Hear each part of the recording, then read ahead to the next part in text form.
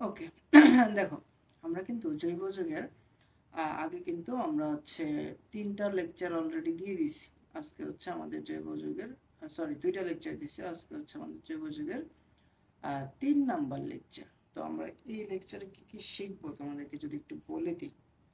এই লেকচারে যে জিনিসগুলো শিখবো আমরা হচ্ছে সাধারণ পদ্ধতিতে নামকরণ। সাধারণ পদ্ধতিতে নামকরণ যদি বলি, প্রথমে আমরা অ্যালকেনের নামকরণ শিখব। প্রথমে আমরা কিসের নামকরণ শিখবো? অ্যালকেন এর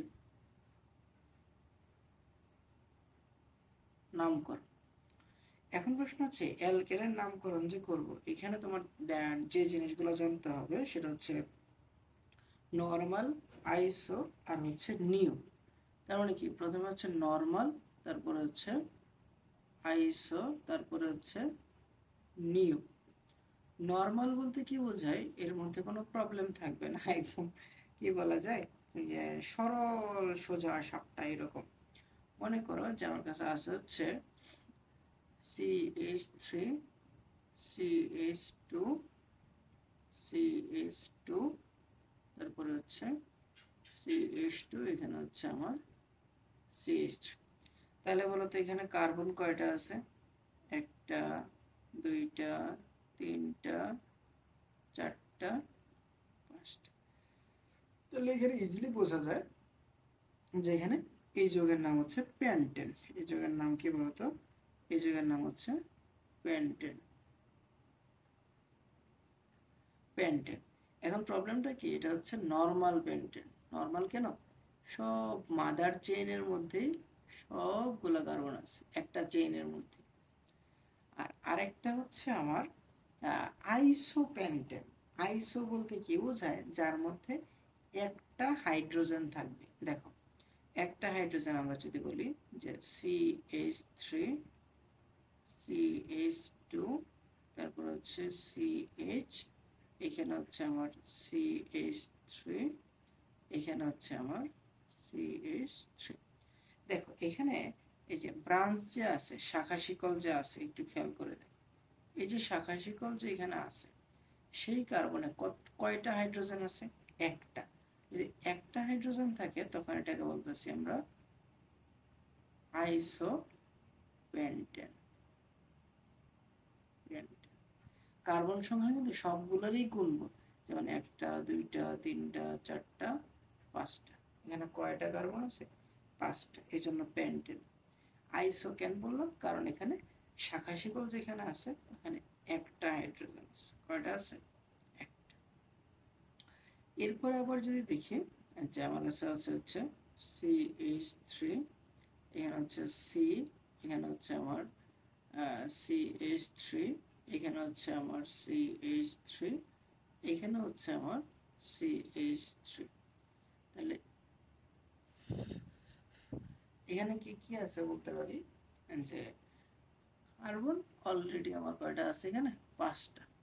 কার্বন অলরেডি 5টা আছে। কার্বন অলরেডি আমার 5টা আছে। তাহলে এটাকে বলা হয় নিওপেন্টেন। এটাকে বলা হয় হচ্ছে নিওপেন্টেন। NEO, নিওপেন্টেন। নিওপেন্টেন কেন বললাম জানো? এখানে কোনো হাইড্রোজেনই নাই। এই যে এই সার্কেলের মধ্যে, এই সার্কেলে কোনো, এই যে এই কার্বনের মধ্যে কোনো হাইড্রোজেনই নাই, এই জন্য এটাকে বললাম নিওপেন্টেন। টোটাল কার্বন আছে 5টা, এই জন্য হচ্ছে পেন্টেন, নিওপেন্টেন। তাহলে আইসো, নিও এবং নরমাল, এই জিনিসগুলো তো অবশ্যই বুঝতে পারছি, তাই না? এখন প্রশ্ন হচ্ছে দেখো আইসো, নিও আর এই জিনিসগুলো যদি আমি আরেকটু বিস্তারিত বলি, দেখো CH3 CH2 CH3, এটাকে কি বলা হয়? প্রোপেন না? তোমরা অলরেডি সবাই জানো এই জিনিসটা, যে এটাকে একটা প্রোপেন বলা হয়। কিন্তু এইখান থেকে আমি যদি একটা হাইড্রোজেন সরায় নিয়ে যাই তখন কি থাকবে বলতো? CH3 CH2, তারপরে এখানে CH2, একটা হাত ফাঁকা থাকবে। এইটাকে বলা হয় প্রোপাইল। এটাকে কি বলা হয়? প্রোপাইল। মানে অ্যালকেন থেকে যদি একটা হাইড্রোজেন কম থাকে তখন তো এটা হলো অ্যালকাইল মূলক। যেহেতু এটা প্রোপেন থেকে আসছে তার মানে এই যৌগের নাম কি বলতো? প্রোপাইল। আশা করি বুঝতে পারছি, তাই না? এখন প্রশ্ন যদি এরকম হয় যে CH একটা হাত ফাঁকা, এখানে হচ্ছে আমার CH3, এখানে হচ্ছে আমার CH3, এখানে হচ্ছে আমার CH3। তো এখন এটাকে কি বলবো তুমি? অবশ্যই আইসোপ্রোপাইল। কারণ কি, একটু খেয়াল করে দেখো, এই যে যেখানে শাখা আছে ওইখানে একটা হাইড্রোজেন আছে। কয়টা হাইড্রোজেন আছে? একটা। এই যেখানে কয়টা আছে? একটা। যদি একটা থাকে তখন এটাকে কি বলা হয়? প্রোপাইল। তখন এটাকে কি বলা হয়? আইসো। তখন এটাকে বলা হয় আইসোপ্রোপাইল। তার মানে কি, এটাকে বলা হয় আইসো,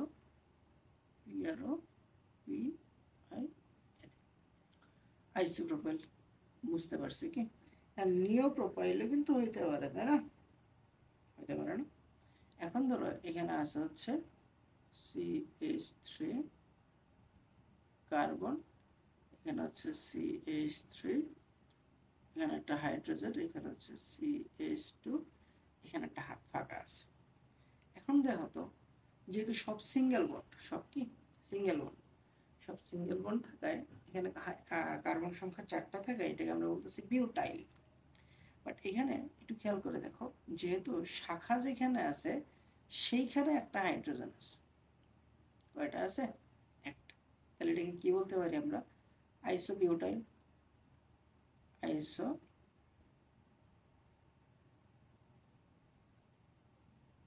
বিউটাইল। বুঝতে পারছি আশা করি, তাই না? আইসোবিউটাইল, আইসোপ্রোপাইল, এভাবে আমরা হচ্ছে সাধারণ পদ্ধতির নামকরণগুলা করতে পারি। সাধারণ পদ্ধতির নামকরণগুলো কি করতে পারি? করতে পারি। আশা করি বুঝতে পারছি। তাহলে এগুলো মুছি, তাই না? এগুলো মুছে ফেলি, তারপরে আমরা আরো নতুন কিছু শিখব। আশা করি তোমরা হচ্ছে খুবই ভালো লাগবে ক্লাসটা, এবং শুধু ভালো লাগবে না, তোমরা এখান থেকে পরীক্ষায় কমন পাবো। তোমাদের জৈব যৌগটা সহজ লাগবে, এই জন্য যদি পড়ে রাখো, আমি মনে করি আর কি। এরপরে দেখো, মনে করো আমার কাছে আছে হচ্ছে ethene, CH2 double bond CH2। আমরা এই আইইউপ্যাক পদ্ধতিতে এটার নাম জানি, তাই না? আইইউপ্যাক পদ্ধতিতে এটার নাম কি? ইথিন। বাট যদি আমরা বলি যে সাধারণ পদ্ধতি, তখন এটাকে বলা হয় ইথিলিন।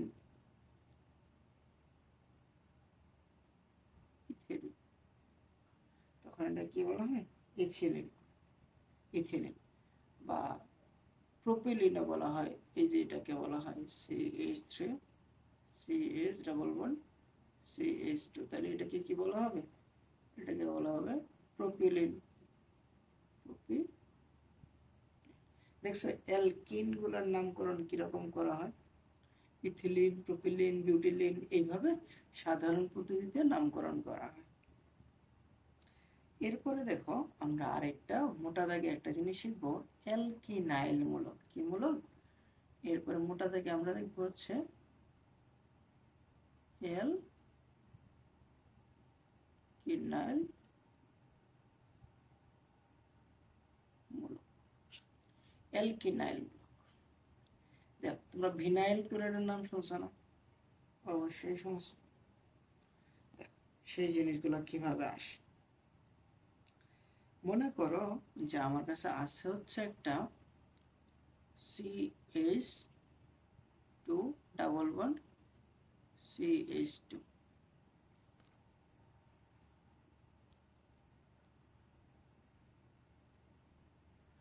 এখন এখান থেকে যদি আমি একটা হাইড্রোজেন সরায় নিই, মনে করো এখান থেকে একটা হাইড্রোজেন সরায় নিলাম, থাকবে কি?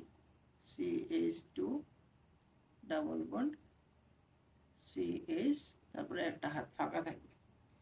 এই যে একটা হাইড্রোজেন সরায় নিলাম ইথিন থেকে, বা এই পদ্ধতিতে আমরা যদি ইথিলিন বলি, এখান থেকে যদি একটা হাইড্রোজেন সরায় নিই, তখন এই যে কি বলে, তোমরা অ্যালকাইলের কথা শুনছিল না?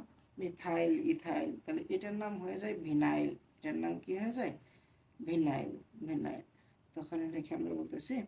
এখন এখানে যদি একটা ক্লোরিন বসায় দিই তখন এটার নাম হয়ে যাবে ভিনাইল ক্লোরাইড। তখন এটার নাম কি হয়ে যাবে? তখন এটার নাম হয়ে যাবে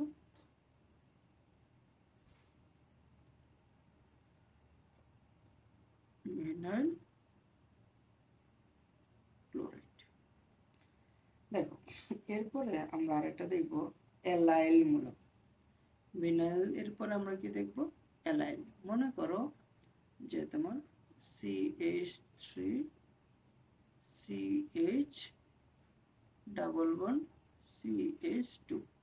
এখন এই যে প্রোপিলিন থেকে তুমি যদি একটা হাইড্রোজেন সরায় নাও তখন যে মূলকটা থাকে CH3 CH double bond CH, এখানে একটা হাত ফাঁকা থাকে, এটাকে বলা হয় অ্যালাইল। এটাকে কি বলা হয়?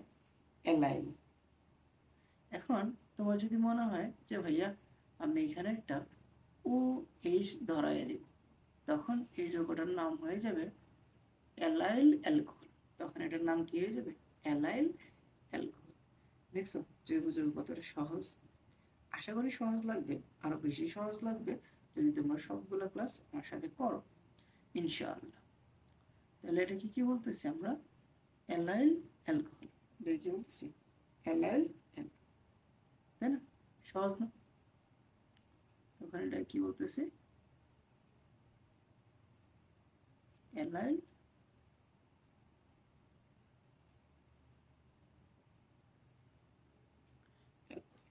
তখন এটাকে আমরা বলি অ্যালাইল অ্যালকোহল। এখন আমরা অ্যালকিনের নামকরণ অলরেডি শিখে গেছি। দেখো এখানে অ্যালকাইনের নামকরণ কিভাবে করা? মূলত অ্যালকাইনের নামকরণের ক্ষেত্রে মূলত ত্রিবন্ধন যুক্ত থাকে, তাই না?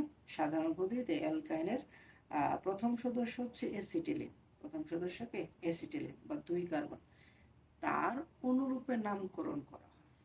কার অনুরূপে নাম করা হয়? অ্যাসিটিলিন। মনে করো মিথাইল অ্যাসিটিলিন, ইথাইল অ্যাসিটিলিন, এরকম ভাবে নামকরণ করা। দেখো আমরা একটা মোটা দাগে হেডিং দিই নাকি? অ্যালকাইনের নামকরণ।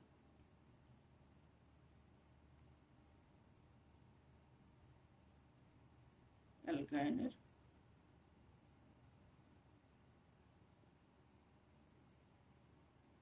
নামকরণ। দেখো এখানে আমরা যদি একটু দেখি যে ঘটনাটা কি ঘটে। CH ট্রিপল বন্ড CH, এটাকে বলা হয় অ্যাসিটিলিন। এটাকে কি বলা হয়? অ্যাসিটিলিন। এখন প্রশ্ন হচ্ছে যে এখান থেকে যদি একটা হাইড্রোজেন সরায় নিয়ে অন্য কিছু বসায় দিই, এটাকে বলা হয় অ্যাসিটিলিন। একটু লিখে দিই। মূলত তোমরা ইথাইন হিসেবে জানো, কিন্তু সাধারণ পদ্ধতিতে কি বলা হয়? অ্যাসিটিলিন। অ্যাসিটিলিন বলা হয়। এখন প্রশ্ন হচ্ছে এখান থেকে যদি একটা হাইড্রোজেন সরায় নিয়ে একটা CH3 বসায় দিই, মনে করো এই যে এই হাইড্রোজেনটাকে সরায় একটা CH3 C double bond CH, তাহলে কি বলা হয়? Methyl acetylene. তখন এটা কি বলা হয়? Methyl acetylene.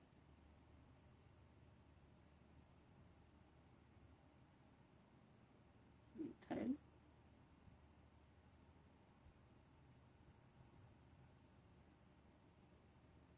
অ্যাসিটিলিন। বুঝতে পারছি? এখন এখানে যদি হচ্ছে মিথাইল, তোমরা তো জানো এটা মিথাইল মূলক, জানো না? অবশ্যই জানো এটা। এখন দেখো এরপরে আমরা অ্যালকোহলের নামকরণ শিখব। Normal alcohol, isobutyl alcohol, isopropyl alcohol. মানে অ্যালকোহলের নামকরণগুলো তারা হচ্ছে ওই আইসো, নর্মাল আর হচ্ছে কি নিউ, এইভাবে করছে। আইসো, নর্মাল, নিউ এভাবে করছে। সমস্যা নেই, আমরা ওইভাবে শিখবো। ওকে, আমি এগুলো একটু মুছে নিই। যারা নোট করবো তারা আরেকবার একটু 2x স্পিডে দেখে নিও, বা যখন আমি লিখি তখন নোট করে ফেলো। আর আমি তো রেকর্ডেড দিচ্ছি, লাইভ নিচ্ছি না, তোমাদের টাইম ওয়েস্ট করতেছি না। এরপরে দেখো আমরা যদি বলি এখানে আছে হচ্ছে যে CH3OH, এটার নাম কি হবে বলতো? Methyl alcohol. এটার নাম হবে আমার methyl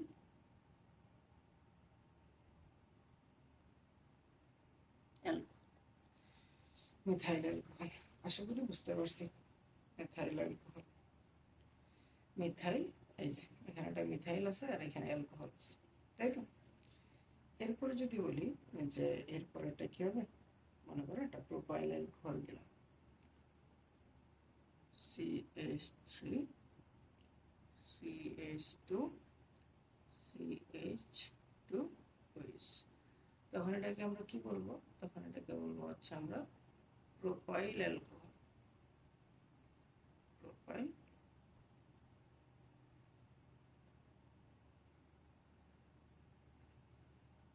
alcohol, propyl alcohol,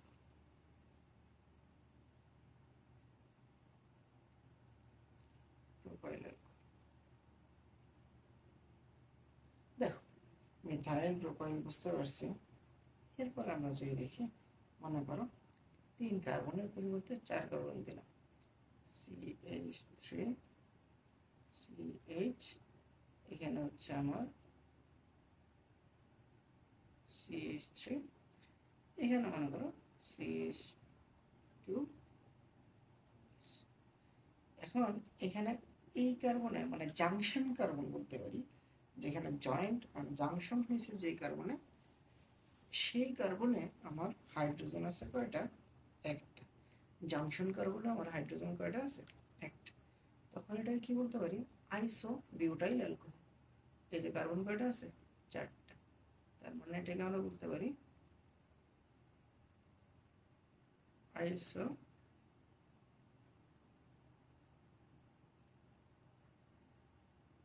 butyl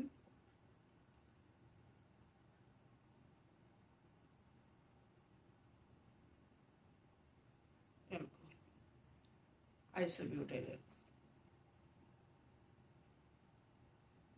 বুঝছো? নিও বিউটাইল অ্যালকোহল হইতে পারে না? মনে করো কার্বন, নিও মানে কি? নাই, বোঝা যাচ্ছে তাই না? ধরো এখানে এখানে এখানে কোথাও কোনো হাইড্রোজেন দেওয়া যাবে না, তাই তো? নিও মানে তো এটাই বুঝি আমরা। ধরো এখানে হচ্ছে CH3 দিলাম, এখানে CH3 দিলাম, এখানে CH3 দিলাম।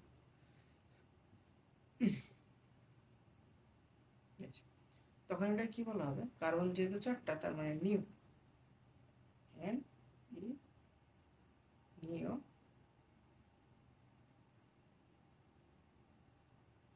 বিউটাইল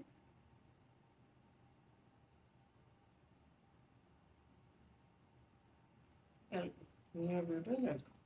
দেখছো অ্যালকোহলগুলোকেও কিন্তু আইসো, তারপরে হচ্ছে কি নিও, আর হচ্ছে নর্মাল। ভাই এটা নর্মাল অ্যালকোহল দেখান, এই যে যেগুলো দেখাচ্ছি এগুলোই নর্মাল অ্যালকোহল। নর্মাল অ্যালকোহল এগুলো অ্যান অ্যালকোহল বা অ্যান প্রোপাইল অ্যালকোহল। সহজ জিনিস না? এর চেয়ে সহজ আরো হয়? দেখো এখন আমরা নর্মাল পদ্ধতিতে কার্বক্সিলিক অ্যাসিডগুলোর নামকরণ শিখব। কার্বক্সিলিক অ্যাসিডগুলো একটু ভিন্ন ভিন্ন। ধরো এখানে মনে করো যে যে উৎস থেকে নামকরণ করা হয়, যে উৎস থেকে পাওয়া যায়, মনে করো আমি যদি বলি, এই যে এখানে একটু রেক্টেনে এখানে বিষয়টা বোঝানোর চেষ্টা করি। কার্বক্সিলিক অ্যাসিডের ক্ষেত্রে যেখান থেকে যে উৎস থেকে পাওয়া গেছে তার অনুসারে নামকরণ করা হয়েছে। মনে করো যে এখানে পাওয়া গেছে হচ্ছে S C double S. Normal পদ্ধতিতে মানে সাধারণ পদ্ধতিতে এটার নামকরণ করা হয় ফরমিক অ্যাসিড। এটার নাম হচ্ছে formic acid. Formic acid, formic acid কেন নামকরণ করা হয়েছে জানো? কারণ এটা পিঁপড়ার ফর্মিকা থেকে পাওয়া যায়। এটা কোত্থেকে পাওয়া যায়? পিঁপড়ার ফর্মিকা থেকে। অর্থাৎ পিঁপড়ার ল্যাটিন নাম হচ্ছে ফর্মিকা। তো পিঁপড়াকে ল্যাটিন ভাষায় ফর্মিকা বলা হয়। দেখো পিঁপড়ার পিঁপড়ার ল্যাটিন নাম ফর্মিকা। বুঝতে পারছো? এই জন্য আমরা বলতে পারি যে এটার নাম হচ্ছে ফর্মিকা। তারপরে দেখো এরপরে আরেকটা জিনিস আমরা পাবো, যেটা ভিনেগারে পাওয়া যায়, CH3 C এটা কোথায় পাওয়া যায় বলতো? ভিনেগারে। এখন প্রথম হচ্ছে ভিনেগারের ল্যাটিন নাম হচ্ছে এসিটাম, এই জন্য এটার নাম হয়ে গেছে এসিটিক অ্যাসিড। এই যে দেখো, ভিনেগারের ল্যাটিন নাম হচ্ছে এসিটাম। যে ভিনেগার আছে না, ভিনেগার, এর ল্যাটিন নাম হচ্ছে এসিটাম। এর ল্যাটিন নাম হচ্ছে এসিটাম। এসিটাম, এই জন্য এই অ্যাসিডটার নাম হয়ে গেছে আমার এসিটিক অ্যাসিড। Acetic acid.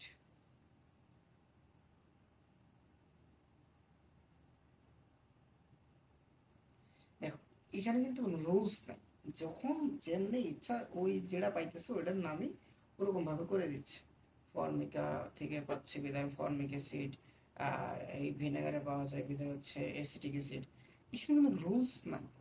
এই জন্য এই সাধারণ পদ্ধতির নামকরণগুলো একটু ঝামেলার, বুঝছো? এই সাধারণ পদ্ধতির নামকরণগুলো কি একটু ঝামেলার। এই জন্য আমরা কিন্তু আইইউপ্যাক পদ্ধতিতে নামকরণগুলো করা হয়েছে। যেমন এটা methanoic acid, ethanoic acid, propanoic acid, এগুলো কিন্তু একটা রুলসের মধ্যে চলে আসে। যেমন ধরো এখানে হচ্ছে এই অ্যাসিডের নাম দিয়ে দিছে, মনে করো HOOC COOH, বা এটাকে অনেক সময় এভাবে লেখা হয় C2H2O4, এটাকে বলে অক্সালিক অ্যাসিড। অক্সালিক অ্যাসিড, দেখতে পারছো? এটাকে কি বলা হয়? Oxalic acid. এখন ধরো আমি আরেকটা নিলাম, যে এটার নাম একটা অদ্ভুত, তুমি দেখে বুঝতে পারবে না যেটার নাম এরকম হতে পারে। যেমন ধরো, যে আমার কাছে আছে হচ্ছে CH3, তারপরে হচ্ছে CH2, তারপরে এখানে হচ্ছে 10, তারপরে হচ্ছে COOH। তাহলে CH3 CH2 10, তাহলে কার্বন আছে কয়টা? এখানে 10টা, এখানে 11টা, এখানে 12টা। কার্বন যদি 12টা থাকে তখন এটাকে বলা হয় লরিক অ্যাসিড। সাধারণ পদ্ধতিতে নামকরণে যদি আমরা দেখি তখন এটা বলা হয় লরিক অ্যাসিড। কারণ এগুলো কি এত সহজে মনে রাখা সম্ভব বলো তো? এগুলো কি মনে রাখা সম্ভব? সম্ভব না। এই জন্য এগুলোকে কিন্তু এই উদ্দেশ্যে নামকরণগুলো করা হয়েছে। যেমন ধরো এগুলো একটু মুছি, আমি অ্যাসিডটা সম্পর্কে একটু বিস্তারিত জানি।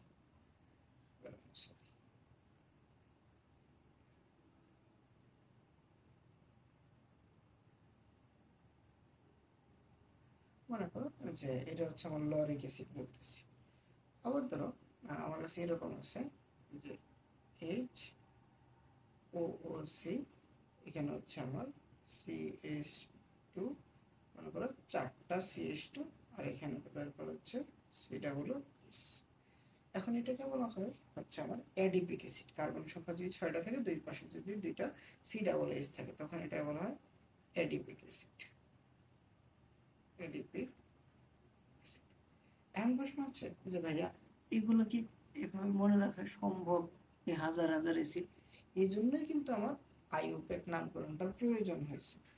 এই যে সাধারণ পদ্ধতিতে নামকরণটা কেন শিখাইতেছি, যেন তুমি বোঝো যে আইইউপ্যাক নামকরণ পদ্ধতির প্রয়োজনীয়তাটা যেন তুমি বুঝতে পারো, সেজন্য তোমাকে এই আজাইরা জিনিসগুলো পড়ানো। তাহলে তোমরা কি পারবা না বলো তো? অবশ্যই পারবা, আমি আশা করি। অ্যাসিডগুলো এখন ধরো তোমার কাছে আছে হচ্ছে একটা আছে মনে করো বিউটানোয়িক অ্যাসিড, তখন এটাকে বলে বিউটাইরিক অ্যাসিড। ধরো CH3 CH2, এখানে হচ্ছে আমার CH2 COOH, তখন এটাকে বলা হয় বিউটাইরিক অ্যাসিড। বিউটাইরিক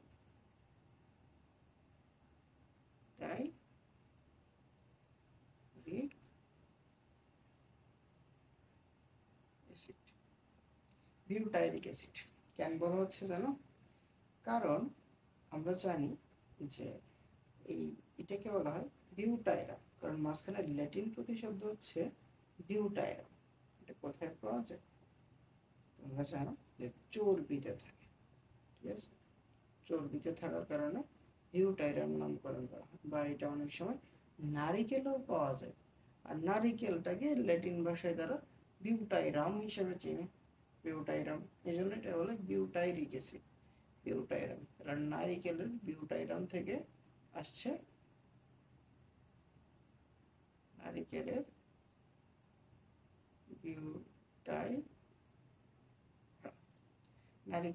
বিউটাইরাম থেকে আসছে বিউটাইরিক অ্যাসিড। এরপরে দেখো আমরা অ্যালডিহাইডের নামকরণ গুলো একটু দেখব, এগুলো মুছে ফেলি না, কার্বক্সিলিক অ্যাসিড তো অনেক দেখলাম। এখন আমরা অ্যালডিহাইডে যাই। সাধারণ পদ্ধতিতে কিছু নামকরণ দেখে তারপরে হচ্ছে আমরা এর দিকে ধাবিত হব।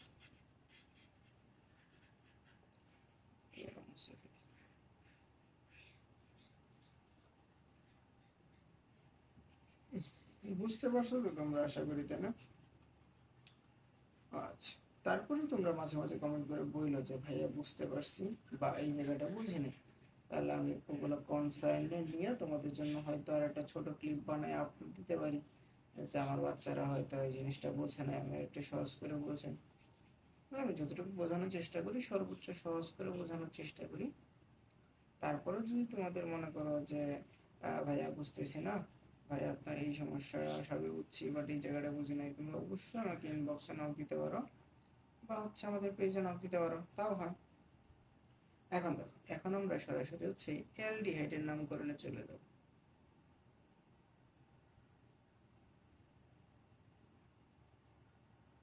অ্যালডিহাইড দেখো, ফর্মালডিহাইডতে এই যে ফর্মিক অ্যাসিড না, ওখান থেকে তুমি হচ্ছে ফর্মালডিহাইড পেতে পারো, HCOOH, এইটাকে বলা হয় ফর্মালডিহাইড।